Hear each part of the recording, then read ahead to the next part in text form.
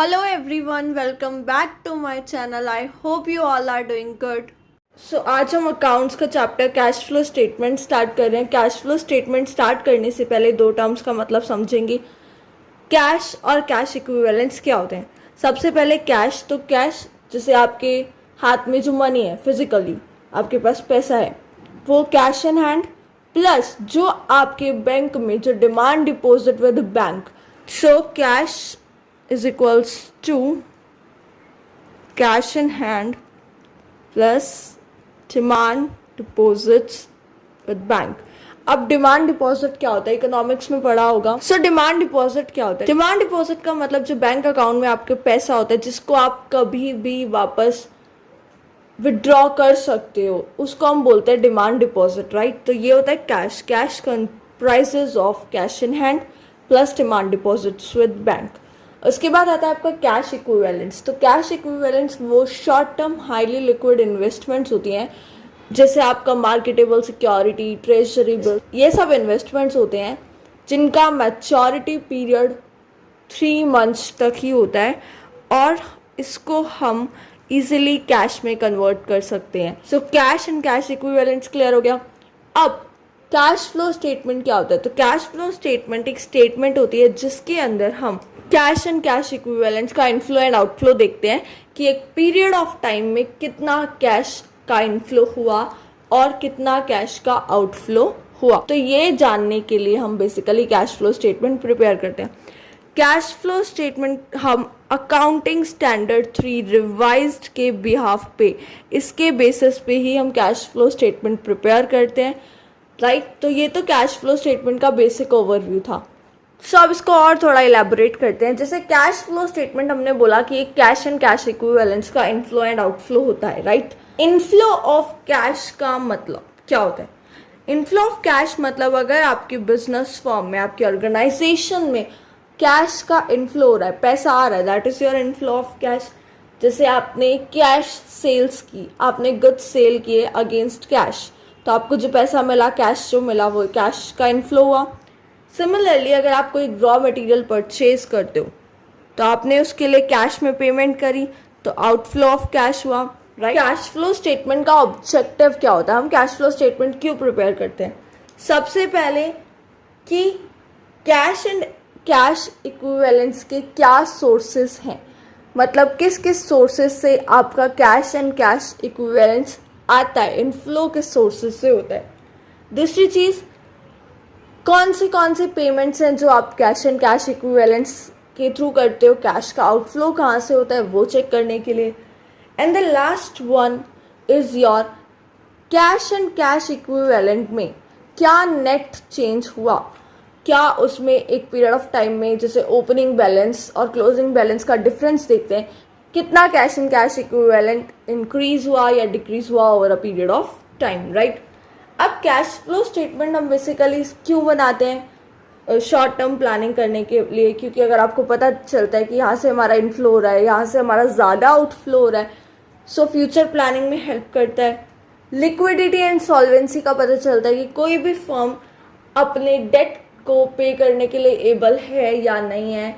एक comparative study का idea हो जाता है कि कितना कैश फ्लो हुआ और कितना हमने प्लान किया था. कैश मैनेजमेंट के बारे में पता चल जाता है कि क्या हमारे पास इतना कैश है कि अगर हमें सपोज कभी भी कोई भी इमरजेंसी में रिक्वायरमेंट पड़ जाए तो क्या हम उस कैश को अवेलेबल करवा सकते हैं. अपने पास इतना कैश होना चाहिए, राइट. मैनेजमेंट को हेल्प करता है कि वो मैनेजमेंट डिसीजंस ले सके. डिविडेंड डिसीजन में काफ़ी हेल्प करता है क्योंकि अगर आपके पास ज़्यादा कैश एंड कैश इक्विवेलेंट है, कैश फ्लो स्टेटमेंट डिसाइड करता है कि आप कितना डिविडेंड पे करोगे. अब डिविडेंड पे करने का मतलब जो शेयर होल्डर्स को हम पे करते हैं, उनके शेयर के बदले जो प्रॉफिट का शेयर जो उनको हम देते हैं, उसको हम डिविडेंड बोलते हैं, राइट. तो कितना अमाउंट ऑफ डिविडेंड आप पे करोगे, ये आपका कैश फ्लो स्टेटमेंट से पता चलता है, राइट. ये सब चीज़ें आपकी थ्योरी में दी हुई है, जैसे लिमिटेशन, इंपॉर्टेंस, ऑब्जेक्टिव आपकी बुक में है, आप वहाँ से रीड करोगे तो हो जाएगा. बट थ्योरी पार्ट मिस मत करना, सिर्फ एक बार रीड कर लेना. उसके बाद अब आते हैं प्रैक्टिकल पार्ट पे. तो कैश फ्लो स्टेटमेंट, जब भी हम कैश फ्लो स्टेटमेंट प्रिपेयर करते हैं तो इसका जो फॉर्मेट होता है ना, उसके अंदर बेसिकली 3 एक्टिविटीज होती हैं। 3 तरह की एक्टिविटीज से हम कैश का इनफ्लो एंड आउटफ्लो चेक करते हैं, right. First is your operating, second is your investing and third is your financing. Operating activities, investing activities and financing activities, ये 3 एक्टिविटीज होती हैं जिनमें हम कैश का इनफ्लो एंड आउटफ्लो देखते हैं, राइट। अब ऑपरेटिंग एक्टिविटीज सबसे पहले क्या होती हैं? ऑपरेटिंग एक्टिविटीज वो एक्टिविटीज होती हैं जहाँ पे आपका मेन रेवेन्यू, जो प्रिंसिपल रेवेन्यू जनरेटिंग एक्टिविटीज होती हैं, जैसे गुड्स का सेल एंड परचेज, लाइबिलिटीज का इंक्रीज और डिक्रीज होना, एसेट्स का इंक्रीज और डिक्रीज होना, जो ये सारी चीज़ें होती हैं जो डे टू डे ऑपरेशन से रिलेटेड होती हैं, वो आपकी ऑपरेटिंग एक्टिविटी होती है, राइट। उसके बाद आता है आपका इन्वेस्टिंग एक्टिविटीज़। इन्वेस्टिंग एक्टिविटीज़ आपकी वो एक्टिविटीज़ होती हैं जिससे आप या तो कोई लॉन्ग टर्म फिक्स्ड एसेट्स या फिर कोई इन्वेस्टमेंट को सेल या परचेज कर रहे हो, वो आपकी इन्वेस्टिंग एक्टिविटीज़ होती हैं। और फाइनेंसिंग एक्टिविटीज़ आपकी वो एक्टिविटीज़ होती हैं जिससे आपकी ऑनर की कैपिटल या फिर जो बोरोइंग स्ट्रक्चर है कि आपने कितना बोरो किया और कितना रिपे कर दिया, जो बेसिकली कैपिटल को या फिर बोरोइंग्स को अफेक्ट करती है, उनके साइज और कंपोजिशन को चेंज करती है, वो आपकी फाइनेंसिंग एक्टिविटीज़ होती है, राइट। इनका भी हम डिटेल में स्टडी करेंगे 1 बाय 1। तो स्टार्ट करते हैं आपका सबसे पहले ऑपरेटिंग एक्टिविटी से। So operating activities are the principal revenue producing activities of the enterprise and they are activities that are not investing or financing activities, right? तो जो भी कैश फ्लो आता है, मतलब रेवेन्यू प्रोड्यूसिंग एक्टिविटीज से, वो basically cash flow of operating activity के under show किया जाता है, राइट। अब कोई भी नॉन फाइनेंशियल कंपनी है, सबसे पहले हम नॉन फाइनेंशियल कंपनी के लिए देखेंगे। नॉन फाइनेंशियल कंपनी वो जो फाइनेंशियल एसेट्स में डील नहीं करती, जो नॉर्मली गुड्स एंड सर्विसेज का सेल परचेज करती है। तो अगर कोई नॉन फाइनेंशियल कंपनी है, सपोज ब्रेड कोई कंपनी है जो ब्रेड बनाती है, तो अगर वो ब्रेड को सेल कर रही है तो पैसा आएगा, that is example of cash inflow from operating activities. अगर वो raw material like your floor, bread बनाने के लिए वो फ्लोर परचेज करती है, that is again your cash outflow from operating activity. जो कैश सेल्स वाला एग्जाम्पल था वो इनफ्लो का था, क्योंकि वहां पे आपको मनी रिसीव हुआ, बट कैश परचेज आपने कैश में पेमेंट करी, तो this is example of your cash outflow, right. ये ऑपरेटिंग एक्टिविटी में इसलिए क्योंकि आपने फ्लोर परचेज किया, किस लिए? ब्रेड बनाते हो, तो वो भी आपके डे टू डे ऑपरेशंस का ही पार्ट है, तो अगेन ऑपरेटिंग एक्टिविटीज। या फिर अगर आप कोई लाइबिलिटीज कम हो रही है या फिर आप लाइबिलिटीज इंक्रीज कर रहे हो, एसेट्स इंक्रीज कर रहे हो, एसेट्स कम हो रही है, पर एक चीज याद रखनी है, यहाँ पे हम करंट लाइबिलिटी और करंट एसेट्स की ही बात करते हैं। आपके non current liabilities, non current assets जो है वो ऑपरेटिंग एक्टिविटीज में नहीं आते हैं। हाँ, अगर आपके करंट लाइबिलिटीज या करंट एसेट्स में कुछ इंक्रीज डिक्रीज होता है तो वो आपका ऑपरेटिंग एक्टिविटी के अंडर ही आता है, ठीक है। कुछ एग्जांपल्स जैसे ट्रेड पेबल्स, ये आपकी लाइबिलिटी है, आपने उसको पे करा तो आपका क्या हुआ? लाइबिलिटी कम हुई। या फिर सिंपल सी बात, आपका कैश का आउटफ्लो हुआ क्योंकि आपने पेमेंट की, ठीक है। तो जब भी हम पेमेंट करते हैं हम उसको माइनस करते हैं, ठीक है, हम उस अमाउंट के बाद ब्रैकेट लगा देते हैं नेगेटिव साइन शो करने के लिए। और जब भी आपका कैश इनफ्लो होता है, जैसे सेल किया या फिर आपको डेटर्स से अमाउंट मिली, डेटर्स आपका एसेट है जो कम हो गया और आपको अमाउंट मिली, मतलब कैश इनफ्लो, तो उसको हम ऐड कर देते हैं, राइट। तो यही आपका ऑपरेटिंग एक्टिविटीज था। और ये जो हमने एग्जाम्पल देखे ये नॉन फाइनेंशियल कंपनी के लिए थे। अब फाइनेंशियल कंपनी की बात करते हैं। सो फाइनेंशियल कंपनीज वो कंपनीज होती हैं जो बेसिकली फाइनेंशियल एसेट्स में डील करती है, जैसे लोन देना, सेविंग्स रखना, जैसे आपका बैंक, डेवलपमेंट फाइनेंशियल इंस्टीट्यूशंस, ये सारी चीज़ें, राइट। या फिर आपकी इंश्योरेंस कंपनी, तो ये आपकी फाइनेंशियल कंपनी का एग्जाम्पल होते हैं।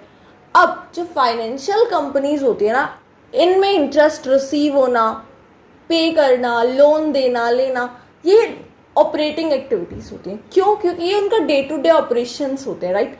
अगर आप नॉन फाइनेंशियल कंपनी में कहते हो कि आपने लोन लिया, अब आपने लोन लिया तो वो कौन सी कैटेगरी में जाएगा? ऑब्वियसली और फाइनेंसिंग। हम नॉन फाइनेंशियल कंपनी की बात कर रहे हैं। अगर आप नॉन फाइनेंशियल कंपनी में लोन लेते हो तो वो आपका फाइनेंसिंग एक्टिविटी में जाता है, क्योंकि हमने पढ़ा था फाइनेंसिंग एक्टिविटीज में आपके ऑनर कैपिटल या फिर बोरोइंग का साइज एंड कंपोजिशन चेंज होता है, राइट? तो यहाँ पे आपकी बोरोइंग्स बढ़ रही हैं तो इसलिए फाइनेंसिंग में।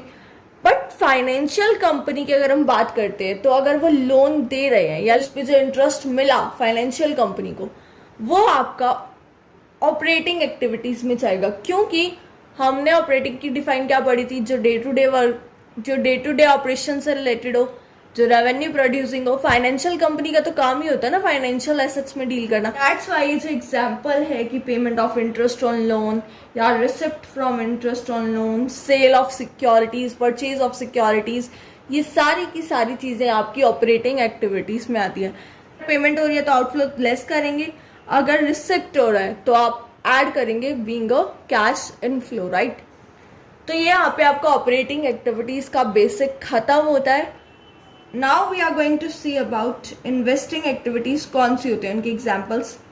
सो investing activities are the acquisition and disposal of long term assets and other investments not included in cash equivalents. Investing activities वो होती हैं जहां पे हम non current assets, that is your fixed assets या लॉन्ग टर्म एसेट्स को purchase and sale करते हैं। इसमें आपके नॉन करंट इन्वेस्टमेंट्स भी आते हैं या फिर कोई भी इन्वेस्टमेंट्स, बट मार्केटेबल सिक्योरिटी या फिर करंट इन्वेस्टमेंट जो हमने कैश एंड कैश इक्विवेलेंट का पार्ट बोला था ना, वो नहीं आता है।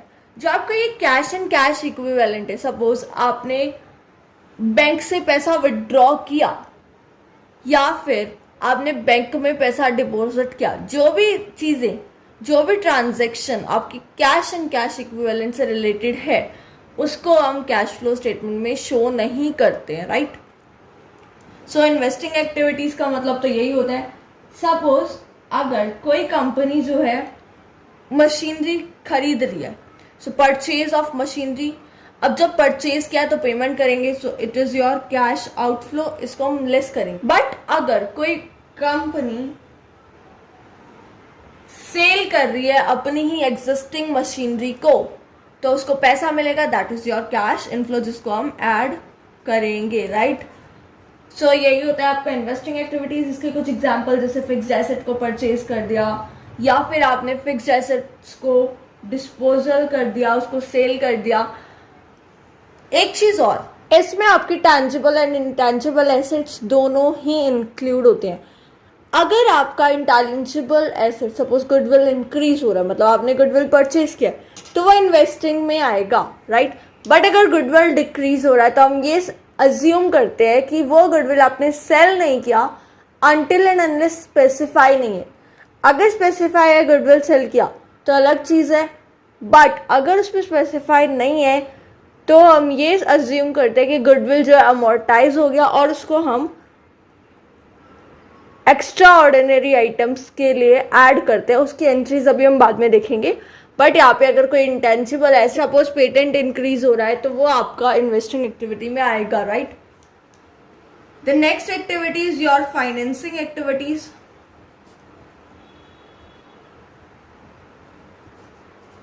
Financing activities are the activities which result in change in size and composition of owner's capital and borrowings of the enterprise from other sources. तो फाइनेंसिंग एक्टिविटीज वो एक्टिविटीज होती है जैसे आपका शेयर कैपिटल इंक्रीज होना, बोराइंग्स इंक्रीज होना, बोराइंग्स decrease होना, preference share का रिडम्पशन कर दिया, आपने लोन का रीपे कर दिया, इंटरेस्ट पे करा, डिविडेंड पे किया, सारे के सारे आपके फाइनेंसिंग एक्टिविटीज के एग्जांपल होते हैं। सपोज आपने बोराइंग्स की, मतलब एक्स्ट्रा बोराइंग्स आपकी इंक्रीज हुई, तो वो आपकी बोराइंग्स इंक्रीज हुई तो मतलब आपका पैसा आया, तो उसको आप ऐड करोगे। बट अगर आप लोन को रीपे करते हो, मतलब आप पेमेंट कर रहे हो, तो आउटफ्लो उसका आप लेस करोगे। तो ये कुछ तीनों ही एक्टिविटीज का बेसिक था, एग्जाम्पल्स थे। इंडिविजुअल आइटम को और डिटेल में जब हम प्रैक्टिकल क्वेश्चंस करेंगे तो धीरे धीरे समझ आएगा। अभी हम सिर्फ थ्योरी पे फोकस कर रहे हैं। उसके बाद आपकी जो नॉन कैश ट्रांजैक्शंस हैं, इनको हम कंसिडर नहीं करते, इनको हम जैसे bonus share, equity shares and debentures for consideration other than cash और डेप्रिसिएशन एंड अमोर्टाइजेशन एक्सपेंसेस, खाली डेप्रिसिएशन और अमोर्टाइजेशन होता है बट एक्सपेंसेस नहीं होते, इनको हम कैश फ्लो में, जो नॉन कैश ट्रांजेक्शन होते हैं इनको हम कैश फ्लो में इंक्लूड नहीं करते, राइट। उसके बाद आपकी बुक में कुछ operating activities, investing activities, financing activities का कुछ चार्ट टाइप दिया हुआ है। यहाँ पे आपका कैश इनफ्लो, कैश आउटफ्लो को स्पेसिफाई किया, तो उसको रीड आउट कर लें जिससे वो आपके प्रैक्टिकल क्वेश्चन में काफी हेल्प करेगा, राइट। उसके बाद आपका एक और चीज जो कैश फ्लो स्टेटमेंट में बहुत इंपॉर्टेंट रोल प्ले करता है, that is your extra ordinary items का ट्रीटमेंट। जैसे कि आपके एक्स्ट्रा ऑर्डिनरी आइटम्स, चाहे वो एक्स्ट्रा ऑर्डिनरी इनकम हो या एक्स्ट्रा ऑर्डिनरी एक्सपेंसेस हो, उनको हम ऐड या सब्ट्रैक्ट करते हैं। जैसे सपोज आपने कंपनसेशन पे किया वॉलंटरी रिटायरमेंट स्कीम के लिए एम्प्लॉयज को, या फिर आपका जो इंश्योरेंस क्लेम आपने रिसीव किया, तो ये एक एक्स्ट्रा ऑर्डिनरी इनकम है, इसको हम ऑपरेटिंग में एट द एंड लेस करेंगे। और आपकी फाइनेंसिंग में सपोज आपने बायबैक किया अपने ही शेयर्स को, तो आपने उसके लिए पेमेंट किया, तो ये आपका एक्स्ट्रा ऑर्डिनरी है, इसको आप आउटफ्लो की तरह ट्रीट करेंगे, ऐसे ही कुछ आइटम्स को। उसके बाद आपका इन्वेस्टिंग एक्टिविटी, सपोज आपकी कोई मशीनरी खराब हो गई फायर से, तो आपको उस पर इंश्योरेंस क्लेम मिला, तो उसको आप इन्वेस्टिंग एक्टिविटीज में ट्रीटमेंट करेंगे, राइट। तो ये आपका कुछ एग्जाम्पल थे एक्स्ट्रा ऑर्डिनरी आइटम्स के। अब कैश फ्लो स्टेटमेंट को प्रिपेयर करने के दो मेथड होते हैं, direct method, indirect method, right. Direct method आपके सिलेबस में नहीं है, हम इनडायरेक्ट मेथड करेंगे। सो ये आपका कैश फ्लो स्टेटमेंट का फॉर्मेट है, तीनों ही एक्टिविटीज से इंडिविजुअली हम कैलकुलेट करते हैं। सबसे पहले आपका ऑपरेटिंग एक्टिविटीज आती है, तो cash flow from operating activities, उसके अंदर जो सबसे पहला आइटम जो हमें कैलकुलेट करना होता है, net profit before tax and extra ordinary items, इसको हम बेसिकली वर्किंग नोट में कैलकुलेट कर यहाँ पे इसकी वैल्यू पुट करते हैं डायरेक्टली, राइट। इसको अभी हम जब इंडिविजुअली एक एक आइटम को देखेंगे तो इसको कैलकुलेट करना सीखेंगे। उसके बाद आपके नॉन कैश और नॉन ऑपरेटिंग आइटम्स के लिए हम एडजस्टमेंट करते हैं, मतलब जैसे आपका डेप्रिसिएशन हो गया, गुडविल अमोर्टाइजेशन हो गया, इंटरेस्ट हो गया लॉन्ग टर्म बोरोइंग्स पे, शॉर्ट टर्म बोरोइंग्स पे, या फिर आप शेयर इशू एक्सपेंसेस, जो भी आपकी नॉन कैश या फिर नॉन ऑपरेटिंग आइटम्स होते हैं उनको हम ऐड बैक और लेस करते हैं, राइट। अगर आपके एक्सपेंसेस हैं नॉन कैश एक्सपेंसेस या नॉन ऑपरेटिंग एक्सपेंसेस है तो आप ऐड करेंगे यहाँ पे, और अगर आपकी नॉन ऑपरेटिंग या नॉन कैश कोई इनकम आपको रिसीव हुई है तो वो आप लेस करेंगे, राइट।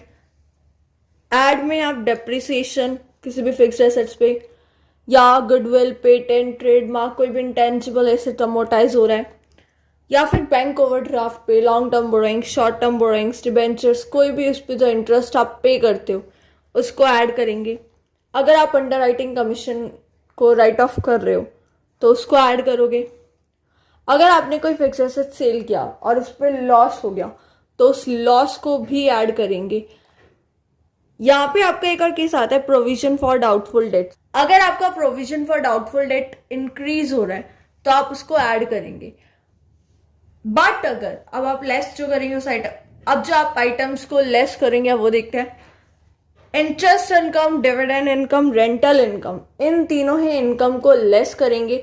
जो भी आपको interest receive, dividend received, rent मिल रहा होता है तो तीनों को ही लेस करेंगे। अगर आपने फिक्स्ड एसेट सेल किया, अगर उस पर लॉस होता है तो ऐड कर रहे थे, बट अगर उस पर कोई गेन होता है आपको तो आप उस गेन को लेस करेंगे।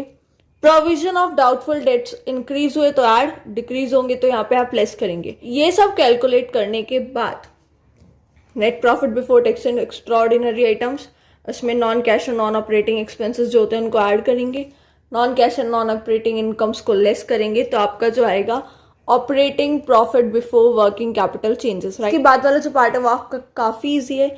मेन यहाँ पे कैलकुलेशन में कुछ चीज़ें मिस हो जाती हैं अगर आप प्रैक्टिस अच्छी ना हो तो। इसके बाद जो आपका पार्ट है उसके अंदर बहुत ही ईजी है। उसके बाद आपको सिर्फ इतना करना है कि जितनी भी आपकी करंट लाइबिलिटीज़ हैं, अगर करंट लाइबिलिटीज़ इंक्रीज हो रही हैं, ओपनिंग बैलेंस और क्लोजिंग बैलेंस को देखेंगे, अगर वो इंक्रीज हो रही है एट द एंड तो उसको आप यहाँ पे ऐड कर देंगे। वहीं अगर आपके करंट एसेट्स डिक्रीज हो रहे हैं उनको भी आप ऐड करेंगे। तो जैसे अभी हमने करंट लाइबिलिटीज इंक्रीज होने पर और करंट एसेट्स डिक्रीज होने पर ऐड किया था, सिमिलरली अगर आपके करंट एसेट्स इंक्रीज होते हैं या करंट लाइबिलिटीज डिक्रीज होती है तो आप उसको लेस करोगे। And finally operating profit before working capital changes plus addition जो हम ऐड करेंगे लाइबिलिटीज वाला पार्ट, और जो लेस करेंगे इसको कैलकुलेट करने के बाद आपका कैश जनरेशन फ्रॉम ऑपरेशन ही आ जाएगा, राइट। उसके बाद आपको इनकम टैक्स पेड को लेस करना है। सपोज आपका इनकम टैक्स पेड है 100, बट साथ में आपको रिफंड ऑफ टैक्स 20 रुपीज दे रखा है, सो आप लेस करेंगे 80 रुपीज। मतलब आपको इनकम टैक्स पेड में से रिफंड को लेस करने के बाद जो actual amount of income tax paid होगा उसको हम लेस करेंगे, राइट। फिर आपको यहाँ पे एक्स्ट्रा ऑर्डिनरी आइटम्स का ट्रीटमेंट करना है। सपोज अगर कोई एक्स्ट्रा ऑर्डिनरी इनकम है, जैसे आपका insurance claim received on goods, तो इसको आप ऐड करेंगे, या फिर अगर कोई एक्स्ट्रा ऑर्डिनरी एक्सपेंस होता तो आप उसको लेस करते, राइट। इन दोनों को लेस और ऐड करने के बाद आपका जो फाइनली बचता है कैश फ्लो फ्रॉम या फिर cash used in operating activity. अगर आपका नेगेटिव अमाउंट आता है तो कैश यूज्ड इन, अगर आपका पॉजिटिव अमाउंट आता है तो cash flow from operating activities, right. उसके बाद आपका जो फर्स्ट ऑपरेटिंग पार्ट था वो यहाँ पे खत्म होता है। ऑपरेटिंग एक्टिविटी से कैश फ्लो कैलकुलेट कर लिया। अब हम इन्वेस्टिंग एक्टिविटी से कैश फ्लो कैलकुलेट करेंगे। सो इन्वेस्टिंग एक्टिविटीज का मतलब हमने बढ़ा था कि वो एक्टिविटीज जिसमें हम किसी भी फिक्स एसेट को या तो एक्वायर करते हैं या उसको डिस्पोज करते हैं, राइट। तो इन्वेस्टिंग एक्टिविटीज में आपके कैश फ्लो के एग्जांपल है, जैसे सपोज आप कोई फिक्स एसेट को परचेज या सेल कर रहे हो तो वो आपकी इन्वेस्टिंग एक्टिविटी का पार्ट है। अगर आप परचेज कर रहे हो इट मीन्स आप पेमेंट कर रहे हो तो कैश का आउटफ्लो होगा, तो आप उसको ब्रैकेट में शो करेंगे। बट अगर आप सेल कर रहे हो तो इट मीन्स आपको मनी मिलेगा, तो वहाँ पे आपका कैश का इनफ्लो, तो उसको आप ऐड करेंगे, राइट। तो ये होता है cash flow from investing activities. और भी इसके एग्जांपल्स होते हैं, जैसे अगर आपको आपकी इन्वेस्टमेंट्स पे इंटरेस्ट मिला, या आपने किसी और कंपनी के शेयर्स खरीदे उस पर आपको डिविडेंड मिला तो इंटरेस्ट रिसीव, डिविडेंड रिसीव, या फिर आपको आपकी किसी प्रॉपर्टी से रेंट रिसीव होता है तो रेंट रिसीव्ड, ये सारी चीज़ें आपकी इन्वेस्टिंग एक्टिविटीज़ में आती है। यहाँ पे बट एक चीज़ आपको ध्यान रखनी है, इंटरेस्ट रिसीव, डिविडेंड रिसीव, ये अगर आपकी नॉन फाइनेंशियल कंपनी है तो इन्वेस्टिंग में आएगा। बट अगर आप फाइनेंशियल कंपनी की बात करें तो उसमें आपका interest received and dividend received ये सब चीज़ें आपकी ऑपरेटिंग एक्टिविटी में जाती हैं, क्योंकि उनका डे टू डे ऑपरेशन ही लोन्स और इन सब में ट्रांजैक्ट करना होता है। फाइनेंशियल एसेट्स में वो लोग ट्रांजैक्ट करते हैं, तो दैट्स वाई, राइट। उसके बाद आप इन आइटम्स को ऐड और सब्ट्रैक्ट करके फाइनली कैश फ्लो फ्रॉम और used in investing activities calculate करेंगे।